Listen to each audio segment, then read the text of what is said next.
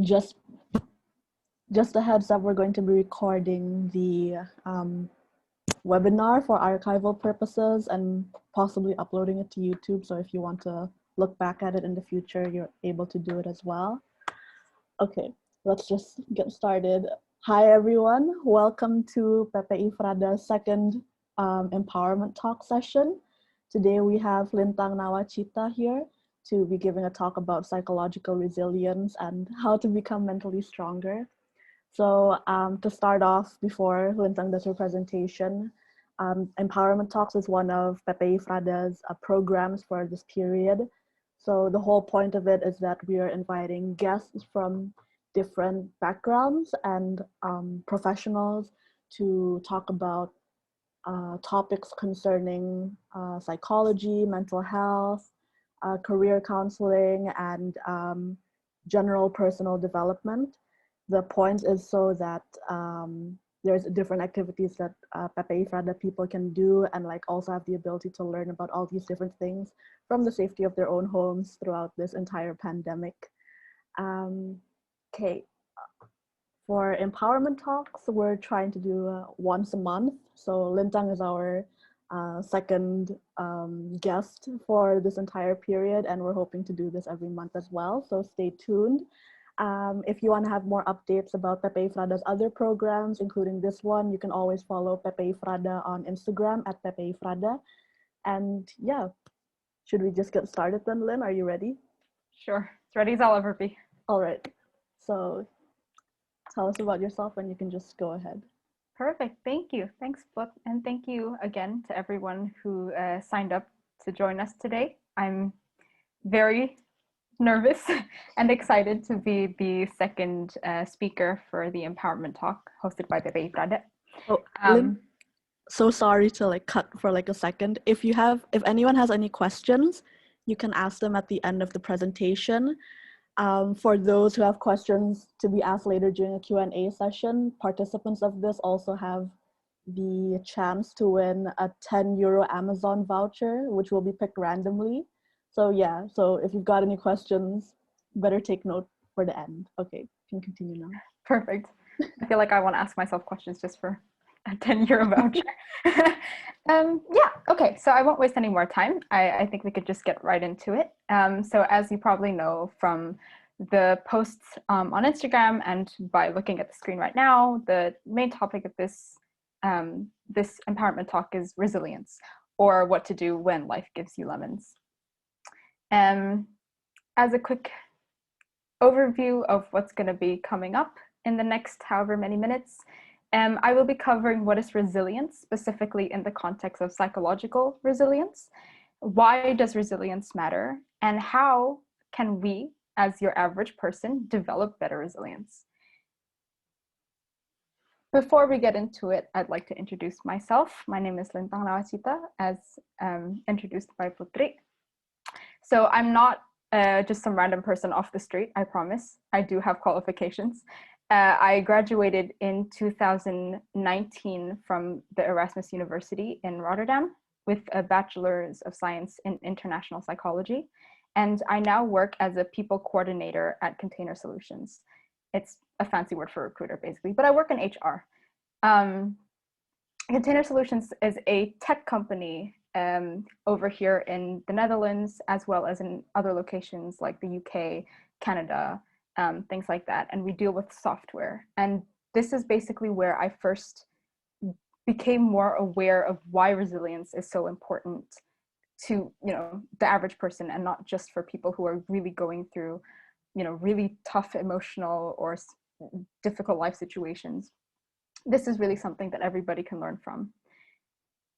The reason for that is from the definition of resilience. So this is a screenshot of the Merriam-Webster definition. And in physics, resilience is the capability of a strained body to recover its size and shape after deformation. And more generally, it's the ability to recover from or adjust easily to misfortune and change. So the reason why resilience is so important where I work in Container Solutions is because the software engineers understand that any software or physical hardware, any machine, whatever it is, will crash. This is something that will happen. It's not something we can avoid. Of course, it's something we can minimize as much as possible, but it's more important almost to know how to bounce back from things than preventing them. Nothing is perfect, and therefore we have to deal with that imperfection. So in psychological terms, resilience is the psychological strength that allows a person to return to baseline faster after adverse experiences happen. And this is all just very big words to mean bounce back ability. So after something goes wrong in your life, how quickly are you able to come back to your normal baseline level of functioning? How quickly after a stressful event are you able to be like, I'm okay, this is fine, this is, I've got this. That's what psychological resilience is.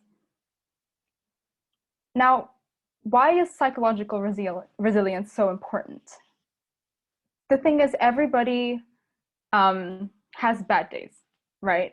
Not everyone will, go to a therapist and be diagnosed with an anxiety disorder, with depression, with schizophrenia, with a personality disorder, whatever it is. Not everybody will have this experience. I don't have this experience just yet.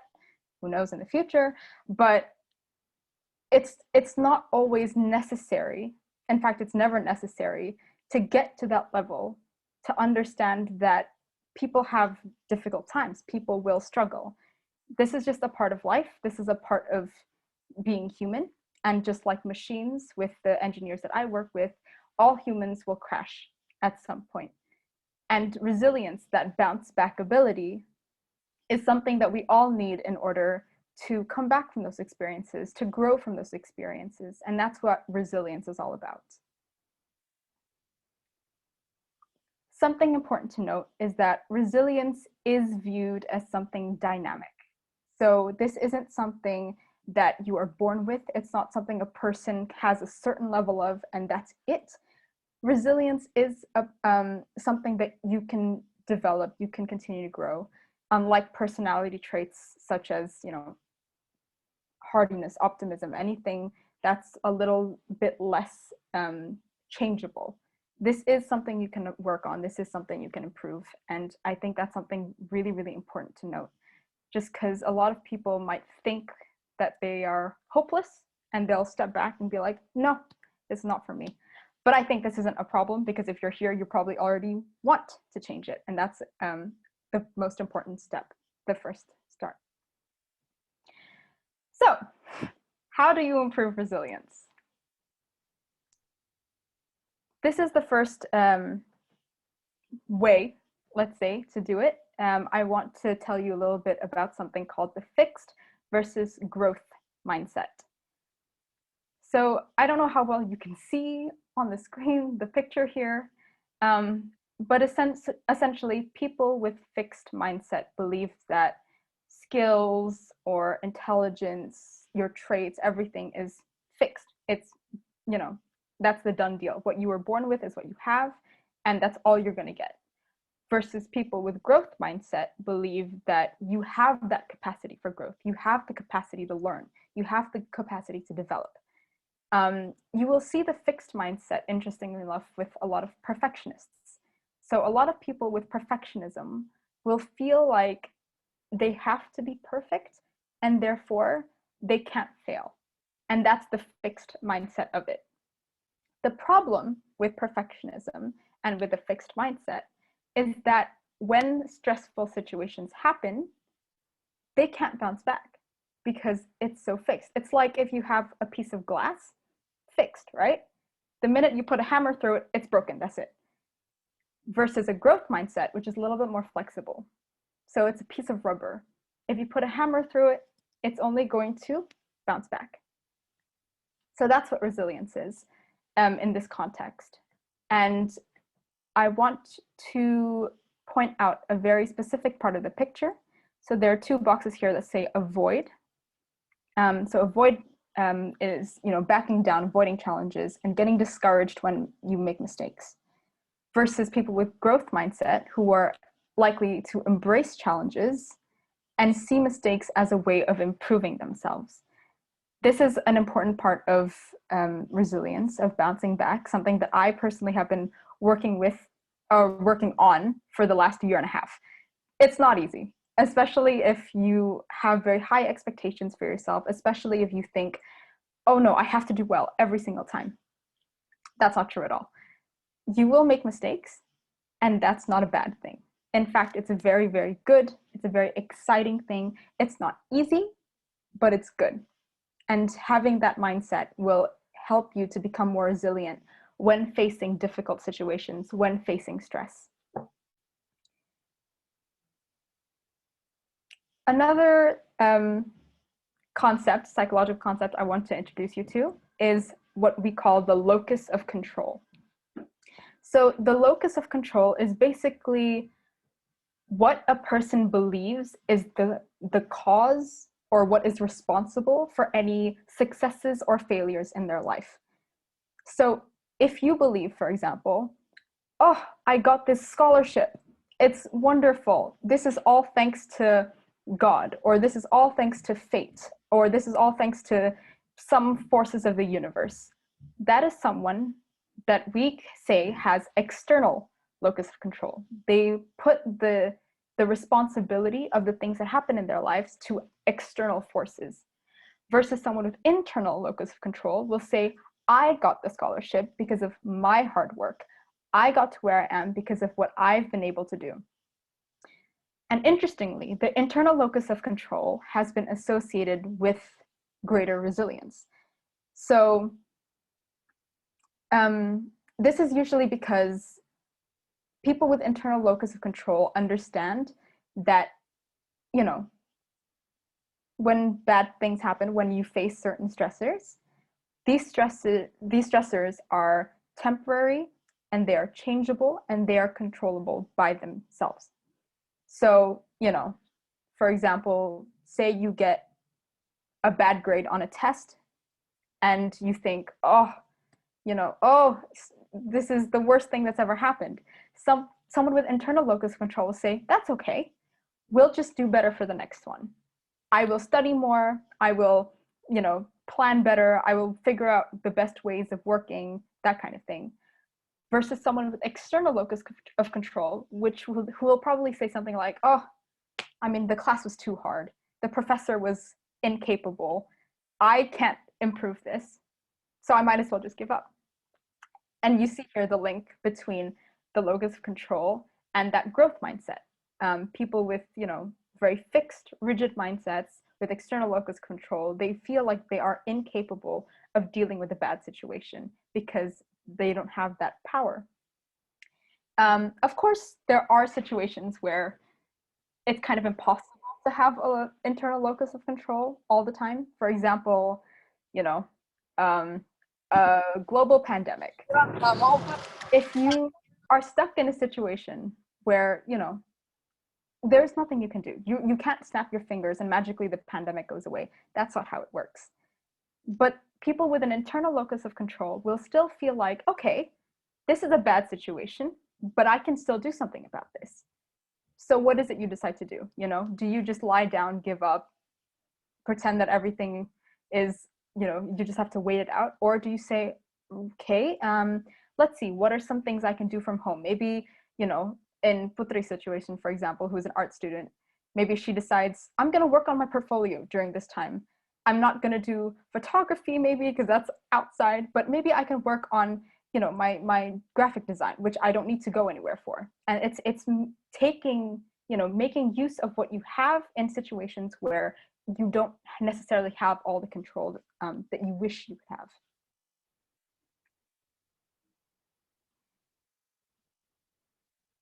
Okay. Another aspect of resilience, or another aspect of humans that has been linked to resilience, is something we call problem-focused coping. Basically, when humans are faced with certain stressful situations, there's two ways of coping, either problem-focused or emotion-focused.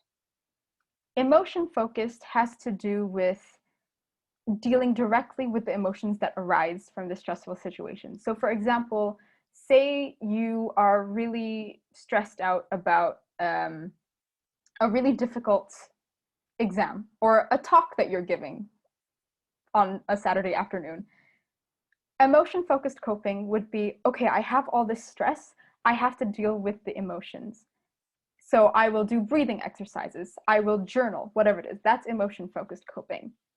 On the other hand, you have problem-focused coping, which is actually dealing with the things that are causing stress. So if it's a very difficult exam, for example, problem-focused coping would be studying. If it's a talk that you're giving, then it would be doing your research, investing a lot of time in creating a presentation, for example. And that is problem-focused coping. This isn't to say that emotion-focused coping is bad, because it's absolutely not. You know, dealing with emotions is good. Focusing on your emotions is good. Unfortunately, it's also usually very short term. So, you know, say someone with social anxiety has to go to a grocery store. Maybe for that one trip to the grocery store, they can get their emotions handled and they can do it and it's all good. But then what about the next one? What about the next one? What about, like, what if they have to, you know, do a talk? What if they have to perform on a stage? Whatever it is, it's a lot less long-term problem solving, and that means that you'll constantly have to do it. So once you have your emotions under control, you can then go on to dealing with the problem, because then you have clearer thinking and you have the ability to actually focus on what's going wrong and what the stressful situation is and dealing with it. I think this is, yeah. So kind of to put all of the previous ones together, the most important thing is to reframe your thoughts. So embracing that growth mindset, embracing problem-focused coping, embracing, you know, internal locus of control. If you do all of that, then theoretically, you should be able to have better resilience. You can switch your perspective on difficult situations. And interestingly enough, things like optimism, hopefulness, appraising a situation positively, so, you know, not being a pessimist about things, basically, has been associated with resilience as well. And those things are more personality traits. They're more stable. They're not really something you can grow as much, but they're not impossible to develop. So if there's anything for you to take away, I feel like this might be the most important slide. It's not the last one, I promise, but if there's anything you can take away from this seminar, is that all difficult situations are temporary, they will pass, they are local, it's only in one aspect of your life and it doesn't affect all of it, and it certainly doesn't reflect on you as a person, and they are surmountable. You can get through this. You can, you know, deal with whatever stresses you're facing. You are able to push past the stressful situations and get to the other side. You should remember that you have the capacity in yourself to create good outcomes in bad times. So when things are out of your control, you can still do things that make it slightly better. You can find, you know, the light at the end of the tunnel, whatever it might be. It's there for you, and you are able, you have the capability within you to take it. And more importantly, mistakes are only an opportunity to grow, or difficult times are only an opportunity to grow. So when life gives you lemons, what are you going to do with it? You know, you can sit there complaining about the lemons, or you could say, you know what would be really good, since it's summer now, let's make lemonade. That sounds good.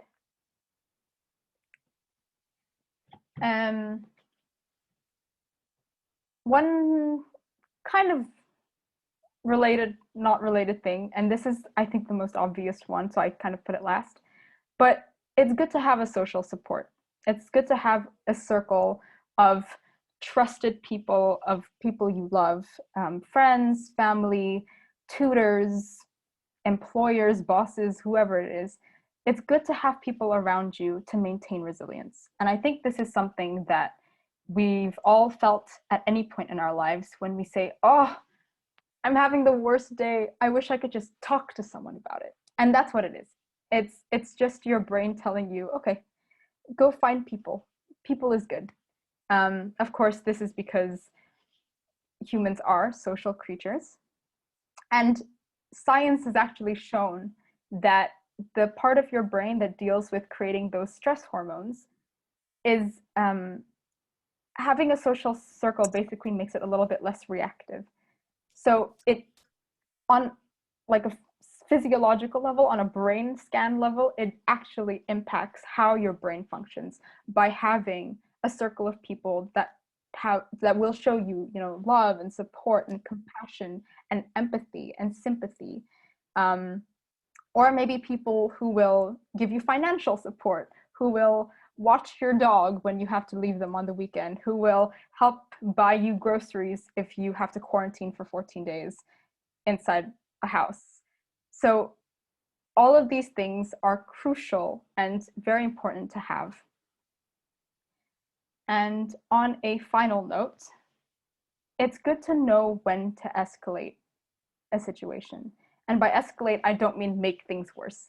I mean, bring it to another person, bring it to someone who maybe knows better than you, bring it to someone who is more capable of handling the situation. So, of course, it's good to try and deal with the situation by yourself as much as you possibly can. You have that capacity in you, and you're absolutely capable of being independent, of facing situations alone, of tackling problems head on without anybody holding your hand. You have that capacity. But at the same time, it's also not wrong to go to someone if things get out of hand and you're like, I can't do this. I don't know how to do this. I don't have the capacity to do this anymore. Maybe you've been dealing with it for too long. Maybe it's gotten to a point where you're out of options, where even with an internal locus of control, there's not much else that you can do. In which case, you know, do it. If, for example, you might be at work and you hear your, I don't know, colleagues say some really nasty things, say some really, really, I don't know, racist, sexist, whatever things, and you're like, I guess I could confront this person, and maybe you've tried, but it still continues, go to your boss, go to HR, tell someone, escalate the situation. Or maybe you're dealing with something more personal, something more emotional. Maybe you're dealing with the loss of a loved one. Maybe you're dealing with homesickness. Then go to therapy. And as a psychology student, I very much recommend going to therapy. It's not what you think it is. And it's not just for people who are absolutely crazy. Like, you don't have to get to the point where you're about to throw yourself in front of a train to go to therapy. It's there for you. It's a resource. You are free to use it as you wish. So yeah, kind of to summarize all the points I've said before, this is much faster than I thought it would be.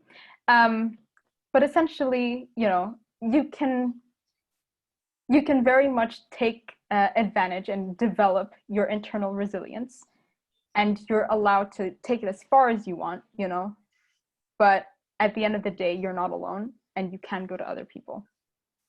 Ha ha ha. All right. So I think that's about it. I would love, you know, to hear any questions you might have. I know this is it's quite a wide overview, not very detailed. So if you have questions, if you have anything you'd like to hear more on, feel free to ask. I will try my best to answer. If you feel more comfortable asking questions in Bahasa Indonesia, it's okay also. Yeah, silakan. Yeah, hello, Lintang and everyone. Thank you for this opportunity that I can join this seminar. This is a kind of seminar. Yeah, I'm really interested in this title because it's all about mentally. So I have actually a problem, yeah. So I've been working as an Erzieherin in Germany for about 1 year. And this is my first time I deal with We call it as a schwierig Kolleginnen. Yeah. And that makes me so frustrated. I couldn't sleep. Mm. And I tried to comfort. I tried to talk with her. But sometimes I got mobbed. For example, I don't get enough information. She asked me to be more active, and I did. So my question is, how to get rid of this stressness? Should I change my job? So Okay. Before you answer, Lynn, I will just clarify the terms because some were sorry. in. Nah, I was good. Erziehering is like an educator or a teacher. Mhm. So from my understanding, it was she is an educator and she has a very difficult colleague. And when it's being brought up or she's trying to confront the problem, she has instead it's like she experiences like bullying, gemobbed oder? Ya kan? Yeah, Such a- bullying gitu. That is a good question. And it's a tricky one because there's no right answer for this, I think. And unfortunately, being, away from the situation, I can't say much that will create a very good solution. So if your question is how to handle the situation, how to handle the emotions that come with this situation, then, when it comes to dealing with stress, there's a lot of different methods online. You probably already heard of some of them, the mindfulness, breathing, and, exercising, eating right, that kind of thing. It actually is important, and I actually do recommend it. When it comes to the actual situation, I mean, personally, I say quit, but that's also because I hate, like, I just, It's in my mind actually, but yeah, I mean, I'm change very job. much a believer of, like, this just might not be the right thing for you. And that's also okay. No one expects you to go through hell just to prove that you can. It's not necessary. Yeah, okay. Yeah, right? So I also don't want to, like, recommend anything that might make your situation worse. And I don't really know enough to say with 100% certainty what should be done. But really, if the situation isn't bringing you joy, Nah, it's like a bad relationship. Just It's dump them. every day. It's every day. I try to go, and it's almost every day. Sometimes she blames me for the things that I do not know. I mean, it's quite unfair, in my opinion. Yeah, 100%. And really, with my experience in HR at my current job, I think if something isn't working out for you, you don't owe these people anything. You don't need to stay because they want you to. If anything, if you've tried everything you can to resolve the situation and it still hasn't been resolved, then it's time to let go. And that's also fine. Thank you for the tips. I hope it helps. It is. I think there's also a saying of you shouldn't let yourself burn to keep other people warm as well, which I think could be applicable in this situation. You shouldn't suffer to, Yeah, make everyone that's a really good happy. saying. It Thanks, is me, Kelly. Charles speaking. I have another opinions. For me, yeah, good. You want to leave your working environment, yes, this is your choice. But on the other hand, if I think if the company is very good company and also taking care of their employee, they should try to find a best solution. It means then don't want to lose their valuable employee. So for example, I don't know, Sylvia, maybe you can, go to your boss or to your HR and then speak about this. No, if it didn't help you dealing directly with your difficult coworkers. No? This is my tips. No? Because if there is also not helps, then you can do the last step by leaving the company. No? because otherwise they will think, okay, why do you leave? I mean, Yeah, my issue is actually I'm not there enough to talk or open up or escalate this into, I mean, yeah, so, yeah, but okay. anyway, but it's a good tips. Yeah, because otherwise then you will be like, yeah, I mean, in German you call it like schlecht behandelt. Yeah, you will be. Yeah, it's Yeah, true. this is the case. Yeah? So you need to speak up, because otherwise they don't care about your situation, and then they don't feel. I don't think so that your coworker is so mean, or they want to punish you or Yeah, to make probably you at the bad. end of my fair trap. Yeah, okay. Because it's not easy always to have a job, and if you can keep it, then keep it. Pressure, I mean, importantly, or especially in this current situation, during Corona and so on. Okay, this is all from my side. Thanks. Welcome. Thank you, Sylvia, for the question, and also Charles for the insight as well. This is also a very open discussion panel situation as well. So if you also have other opinions, you can definitely share it here. Thank you. Does anyone else have any questions? Pakai bahasa Indo juga boleh. I have one. Dipa, hello. So yeah, hello Putri. So Lintang was a good presentation and glad to know you. So maybe it's quite a little bit out of topic, but I want to ask, is it law of attraction really works? That's an interesting question. Yeah. Manifest it. So what do you think about it? Personally, as someone who's quite spiritual, I think yes. I think, but I think it doesn't work in like I'm asking this of the universe, so that's what the universe is giving me. I think when you start wanting certain things, when you start thinking of certain things, it comes through you in a way that maybe you might not even realize yourself. So almost like in a placebo style kind of thing, right? If you start thinking, I will become rich, and that's what you're manifesting, that's what you're attracting.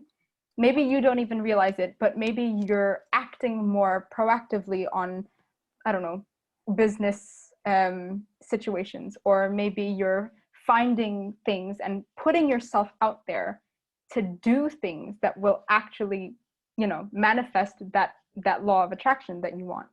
So personally, yes. And I'm really interested actually to hear what other people on this call thinks. But yeah. Yeah, like law of attraction, or sometimes a visualization, like you draw something or you write something and then put it on your chest, and whatever that you want. We, like, as an example, like you working and you had that job, and it's kind of make you depression or stress or something, but after you look on it, on your pictures or your thoughts or something, that it makes me, it's my case actually, so it makes me more powerful. Like here it's my job desk, and then besides my laptop, like I wrote something about my dreams, my goals, and yeah, if you think it's How's it working worked for you? How is it working for you? so far, I think more than 50%, but not 100%. Yeah, for chasing dreams, or maybe I have something to chase, or if I lose something, and then so the sadness not stays long enough.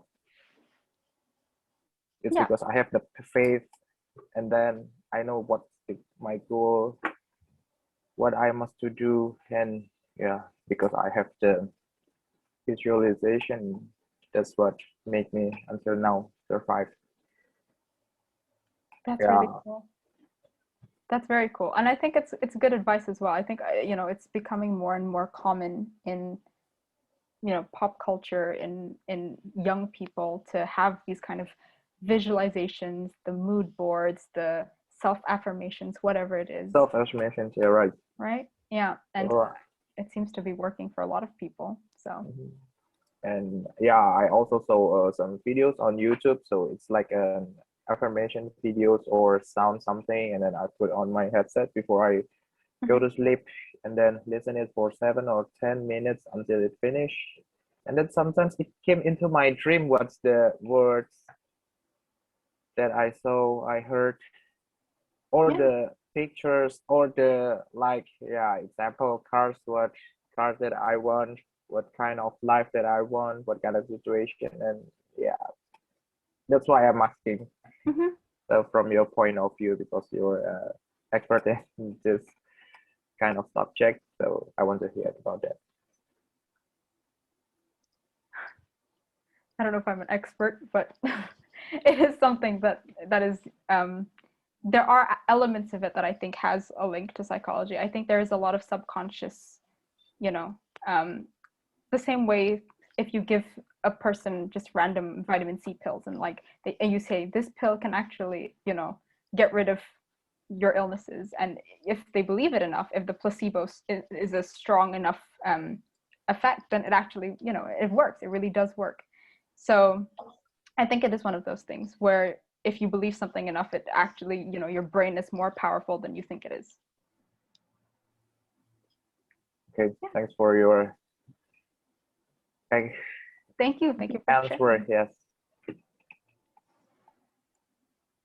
Are there any more questions, or if anyone would like to add to the previous discussion? Also, thank you, Deepa, for participating. I have one question. Yeah, Nanda. Hello, Lintang. Thank you for your presentation. It was so good presentation, and I just want to ask you, how can you feel comfortable? You work right now, right? I mean, in one company. So how can you feel comfortable that you, for example, in the company, you have really difficult job or something like that, and how can you be positive about yourself that you can do it, like solving problem in the company? I think it is like really difficult for me. I don't feel comfortable with myself. I feel always insecure, like, can I do this? And how? What about if I cannot do this well, like that? And can you give me some tips, or maybe, I don't know. Sure, absolutely. I feel you 100%. I also always feel like, why, like, what am I doing here? There's no way I'm good enough for this, right? Constantly. And I think it's something a lot of people deal with, that kind of imposter syndrome, of feeling that like you're not capable, or you're not going to be good enough to solve whatever, you know, whatever work you have. Luckily for my situation personally, I have a very, very good manager who constantly tells me, just do it, you know, just do it. I believe in you, even if you don't believe in yourself. I wish you would believe in yourself, but I believe in you. So I think in a more practical way, what I've learned while working is, it's honestly sometimes important. It's more important to just do the job regardless. Just for context, what kind of work do you do? Is it a question? Yeah. Yeah. I was working actually in an engineer company in German company. So small company, actually startup company, and I did some, like, for example, wastewater treatment plant design, and it was actually like a more civil engineer stuff. But I am environmental engineering. It was like my first time to do design, and it was hard for me. Like, okay, all people in my company, they can do better than me. So I got some trauma, and not trauma, Mm. but like, oh my God, I cannot do best or better than them, something like that. Yeah, clear. I think there are several things that, you know, in that situation you can do. The first thing is understand that they hired you for a reason. They hired you because, like, as you said, if everybody in that company can do it better than you can, they would have given it to that other person, right? There's a reason why you were the one chosen for that task. They trust you and they have faith in what you are able to do. And, you know, that's the only reason you got that job. If they don't think you are capable, they would never have given it to you, right? So that's one thing. Two is that, as I've said, you will make mistakes. This is something, you know, it happens to everyone, especially if you're starting out, especially if you're just in the beginning of your career, of your life. We are all very young people. So, you know, we will make a lot of mistakes. A concept that was taught to me from my company, something that they use quite often, is the idea of blamable versus praiseworthy mistakes. So blamable, blameworthy mistakes are things like deliberately messing something up. If you on purpose make a mistake and you're like, oops, I accidentally completely destroyed your company, but on purpose, that's blameworthy. That's bad, right? But you're not doing that. You're trying your best, and you are, you know, maybe it's not as good as you want it to be, or maybe it's not what you think you should be doing, but you're trying your best, and that alone makes it praiseworthy, even if you make a mistake. So if you make a mistake, even if, you know, say the mistake is massive, which I don't think it is, because that company is fine, that company will bounce back, don't worry about that, right? But if it's a massive mistake, it's still something you did with good intentions, right? So it's praiseworthy.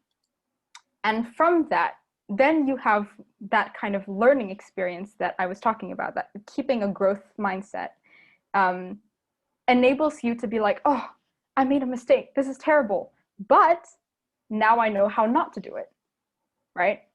And that's the most important thing. The fact that someone who can't, like, if they really have that fixed mindset and they, you know, they make a mistake, they're stuck on it. They're like, oh, I made a mistake, everything is terrible, the world is burning, I'm never gonna do problem, anything. actually.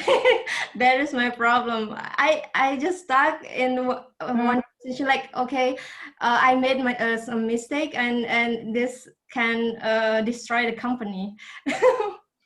I get that, really. And it's something that happens with a lot of perfectionists, right? People who think that I have to be 110% all the time, every time. You don't. And that's the truth. You really don't. So this is, I think, something I personally, as I said, personally, I feel very, very close to, and I still struggle with this. I think, you know, this is going to be something you'll be working on for the rest of your life, right?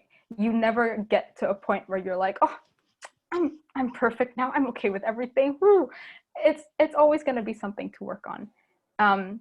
But, you know, I think the most important thing that I've learned personally is when mistakes happen, it's useless to blame yourself. It's useless for that guilt, because what does that guilt really do? You know, where does it get you? That self-blaming, that tendency to think, oh, I've destroyed everything and now everything is going to go to hell. It's not getting you anywhere. It's not getting the company anywhere, the people around you anywhere. So it's much, much more productive. And for mental health reasons, it's also way better just not to have that stress, that guilt. You know, you don't want to carry that.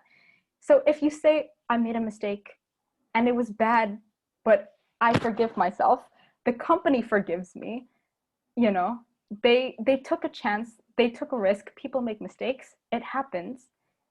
But now that this mistake has happened, I can learn from it. Now I know I'm not allowed to press that red button. I'm not allowed to, you know, whatever it is, I don't know your job. But once you have that kind of like learning mindset of saying, mistakes happen, how do I move on from this? How do I grow from this? How does this make me a better person? How does it take me to the next level in my development? That's when you stop focusing so much on that blaming, that guilt, the negativity, and more on the positive outcomes of a mistake. Thank you, Lintang. It helps me a lot. Glad. Yeah, I'm really glad. I really do feel very, very, because I know exactly what it's like to be in your position. When I started, I was exactly the same. And it really does just come with practice and time and forcing yourself over and over again to be like, no, stop being so guilty. Just move on from this and you'll be fine. I believe in you. Thank you. Okay, thank you, Nanda, for the questions. Does anyone else have other questions? Or if you want to ask something about the presentation, that's totally fine as well.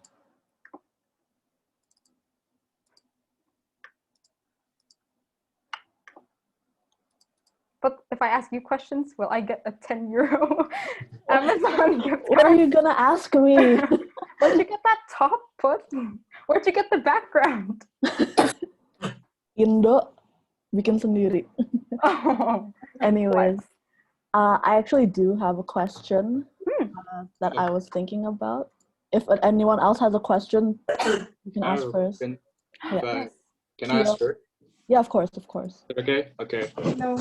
Shut up. But so talk about a little bit about perfectionism, like earlier, and I am kind of a person who often struggles with perfectionism as well. So like to give in some context, I am someone who is not working, but I'm someone from who is pursuing something in the creative industry. And my question is, do you have any practical tips or like not really coping mechanism, but like things that you would do? Like, because as someone who struggles with perfectionism, sometimes, well, not sometimes, often when I start a project, it always leads to procrastination and like to, like if it's not like I always have this mindset, if it's not good enough, if it's not gonna be good, why do it? Like, yeah. So my question is, do you have any tips or like something practical that you can do to like overcome things like that when such things happen? That's a great question. Thank you for asking. Funny story for, just for everyone to know here, exposing myself. I also struggle with that procrastination thing because of perfectionism. And I finished, I think, about 80% of this presentation in the last like 6 hours or so. I had 2 weeks to work on it. I did not do Basically that. my life. Right? Okay, so like, I understand completely. The worst part about being a perfectionist, I think, is that to deal with perfectionism, you have to get very, very uncomfortable. Very uncomfortable, a lot. Because the only way to get past the perfectionism thing is to realize that things are not perfect and they're never going to be. And that's a really, really difficult thing for, I think, anyone, right? You want things to go well. You want to do good. But like, perfectionism doesn't exist. It's not a thing. So the first thing I think is to just start, especially when it comes to creative things. Just make something. Something, even if it's terrible, is still better than nothing. I can promise you that. Because once you have something, that's something you can fix.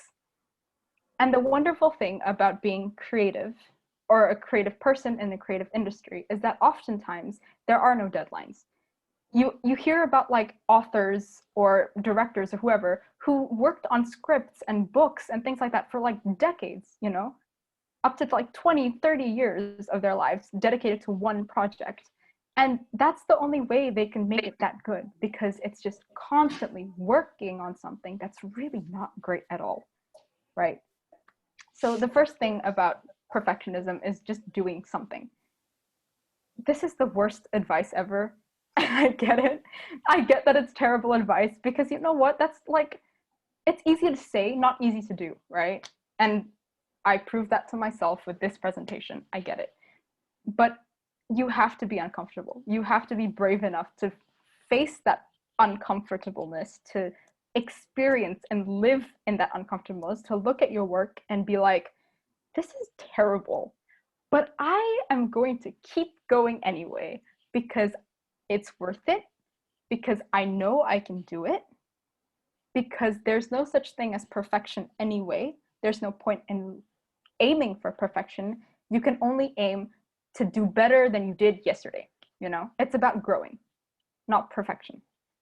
And this isn't the most practical advice, but really just keeping that mindset with you of, I'm going to stick to this even if it's bad, even if it's never going to get me anywhere, even if no one ever sees it. I want to do this because I love it. I love what I'm creating. I'm proud of what I'm creating, even if it's bad. And you're allowed to be proud.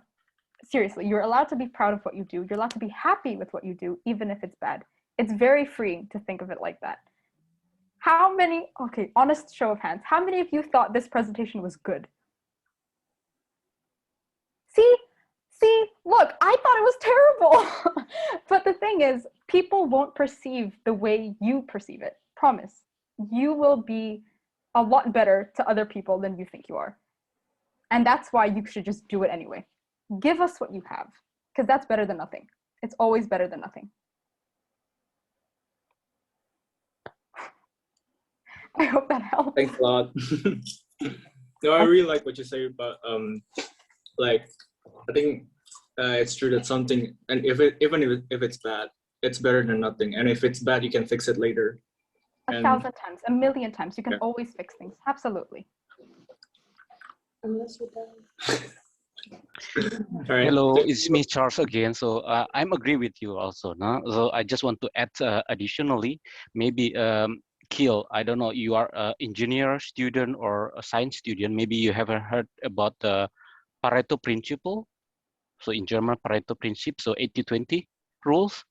So you don't need to achieve it 100%. Even 80% is already enough for you, because to achieve the rest 20%, you need to spend more time, more energy, and it doesn't make you better. So this is because from your point of view, you would like to be perfect, but from another person, for example, Lintang prepared like this, but from my point of view, the presentation were very good. It's also structure, starting from the definition and the cause, the issue, and then the solution. So for me, it's every person has different score. I mean, for me, it's just okay. Maybe it will help you with the Pareto principle, 80-20 rules. That's it from my side. That's great, Charles. Thank you for that Thank contribution. you. That was great. I think I can also add, as like someone who is pursuing a creative degree, I think one of the things that bothers us a lot, also like, because I also consider myself as a perfectionist and I'm doing graphic design and art, is that especially when it comes to a portfolio or the style of the things that you are working on, if you think about all the other greater artists, let's say, I know you were trying to study motion pictures and films. Like before Wes Anderson made the Grand Budapest Hotel, he started with Bottle Rocket.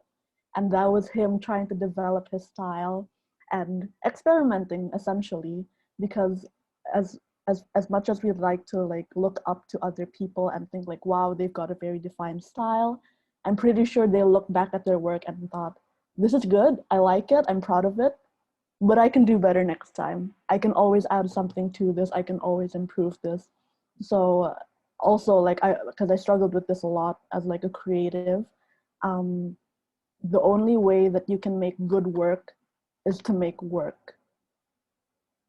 Even if you think like your art was amazing, if other people thought that your art was amazing, you could think like differently. You could think like, oh, I should have done this, I should have used this color instead, I should have used this other perspective or another subject, and that's always going to change.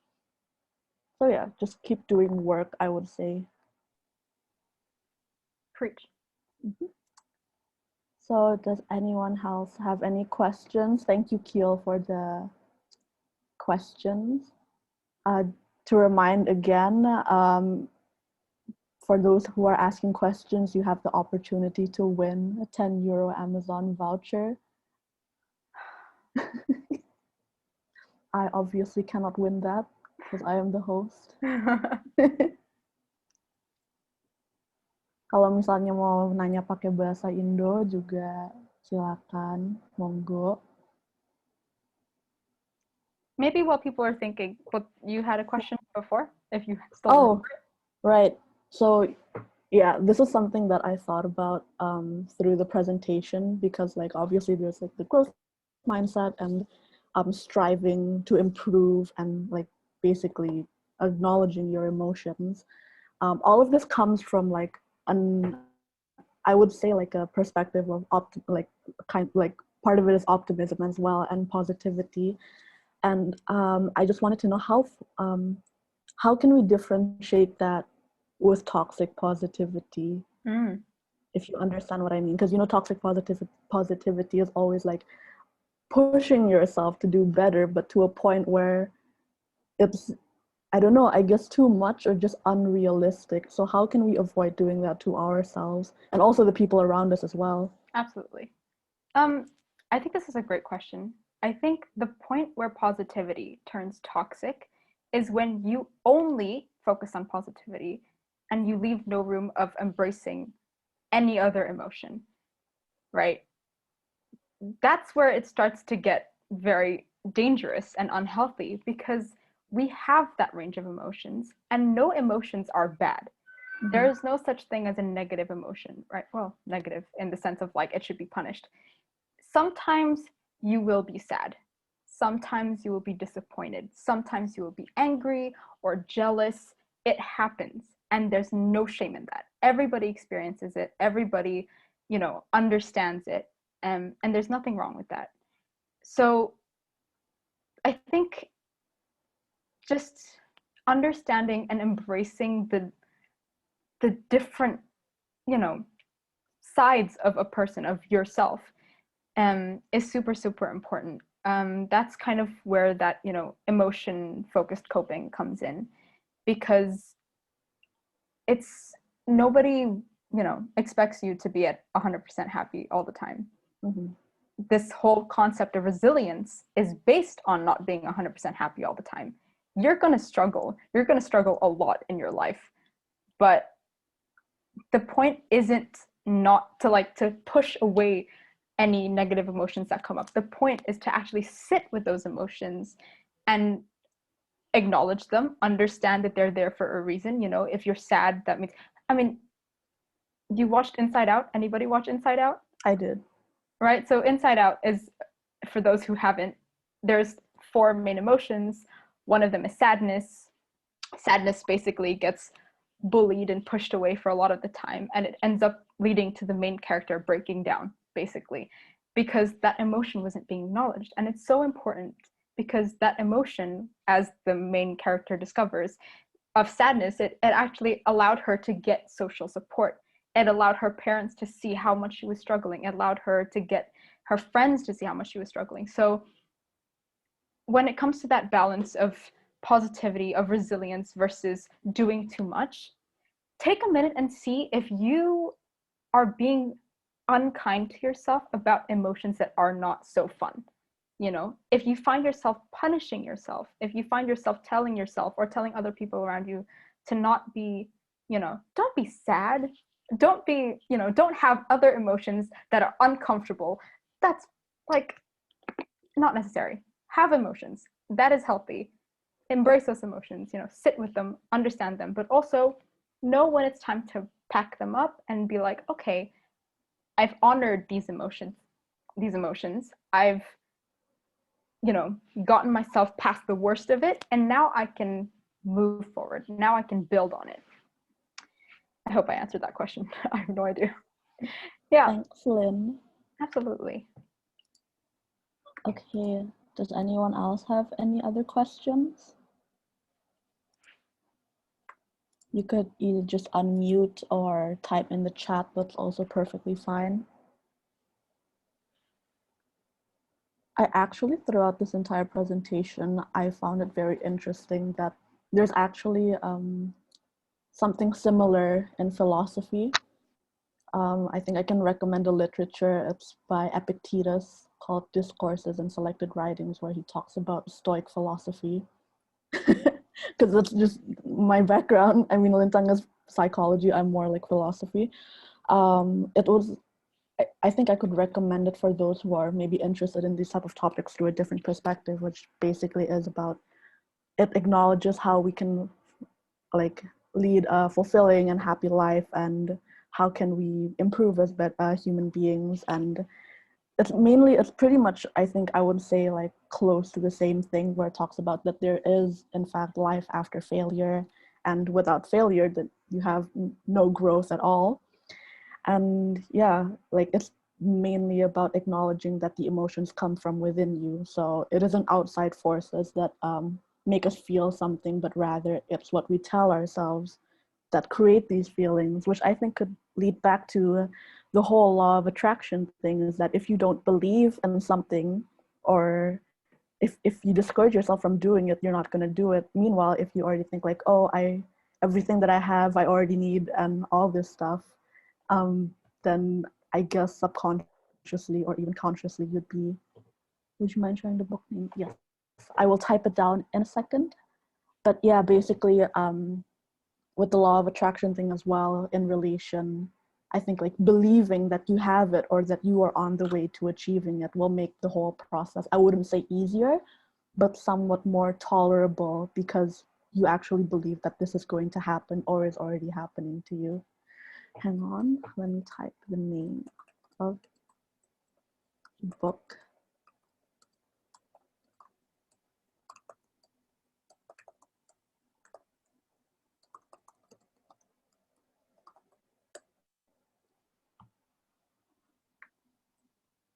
Oh, here's a question from Ruth to Lintang. Out of all the different tips for increasing resilience, which one have you found personally, or from what you have seen, or do you believe to be most useful? That's a great question, Ruth. Thank you. I think it's difficult to say which one is the most useful, because all of this happens kind of in conjunction with one another. It's very, very hard to isolate them as, individual experiences, when all of them kind of work together as one greater mechanism to support resilience. So, it's really hard to improve on, for example, that internal locus of control, believing that you have the capability to do it, without, for example, a social support, people who believe in you and tell you like, hey, you're doing great. It's impossible to have, that problem-focused coping without the internal locus of control, or, that kind of aspect, the growth mindset. Yeah, it's hard to say.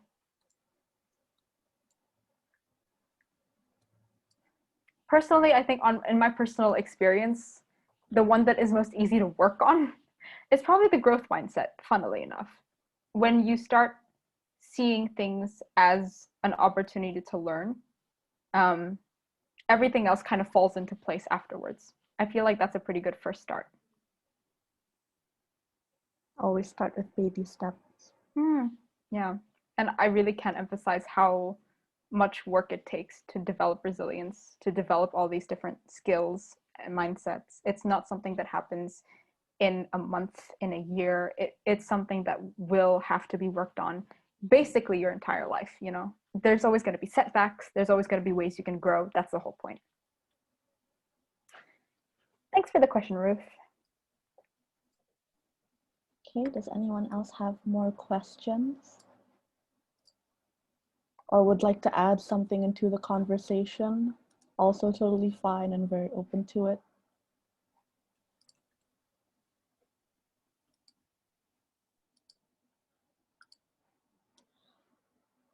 Okay then, if no one has any other questions, otherwise we would be doing the, we will be picking I don't want to say winner, but a semi-winner of the €10 Amazon voucher. Hang on a second. Fadil, udah siap? Okay, so we'll be sharing it on the screen right now. Kelihatan nggak? Kelihatan, Kak. Oke. Yes, still. Jadi di sini kita punya 5 penanya dan sekarang kita akan undi kelima ini. Salah satunya akan dapat Amazon voucher 10 Oyo. 3, 2, 1.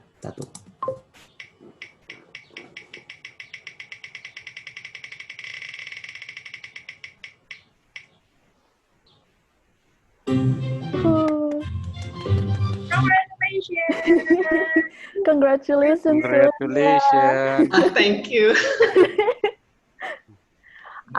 We'll be sending the details. Ntar kita kirim details tentang Amazon vouchernya lewat email yang udah diisi di Gmail. Or maybe tips you can invite this your coworker with the voucher. Maybe he will or she will, yeah, nicer to you. Actually, I'm really interested with the topics, and it's really good presentation, and it's really like motivating me to learn more, and yeah, thank you, Lintang, and everyone here. Thank you. I'm glad the webinar helped. Okay, we do have to make a short recording for our archive, sort of compilation at the end, to make a compilation at the end of our entire period. So, mulai aja, yes? Gue yang ngomong ya? Okay, so it's like a recording anyway, but right now, it is 5 o'clock at the 5th of June on a Saturday, 2021, and we're having our empowerment talk session with Lintang here talking about resilience and psychological resilience of how to become mentally stronger. So thank you everyone who participated in this webinar. Let's take a group photo if anyone doesn't mind. It's just a screenshot. So if everyone could turn on their cameras, it would be greatly appreciated. Hi Calvin. Okay. Fadil bisa screenshot atau gue aja? Lu aja report kayaknya. Alrighty. Okay, I'll take the screenshot. I'll count down, so be prepared. Langsung jaim semua. Yoi. Okay, 3, 2, 1. Let's do it one more time, just in case. Come on. All right. 3, 2, 1. Okay. So I think we can officially close this event now. So thank you so much to everyone who registered for this event, and thank you so much to Lintang for this very wonderful presentation. I think it's safe to say that all of us learned something, if not a lot of things, from this entire webinar. If all of you are interested in following in more programs from Empowerment Talks and also other programs from PPI Frada, you can follow us on Instagram at PPI Frada, or also from our Facebook page where we regularly update with different programs. So yeah, expect another Empowerment Talk next month. So we really hope that this helped you guys, and we are looking forward to seeing you soon in other programs. So thank you so much, everyone. Thank you. Yeah, thank you very much Really for helpful. PPI Thank and you. also for Lintang for the organization. Bye-bye. Thank you, Thank you, bye Lintang. bye. Thank you, Putri. Sehat-sehat semuanya, semoga lancar jalan ke depannya. Yeah, Amin, Bye-bye. makasih. Merdeka. You can all leave the chat now. It's all good.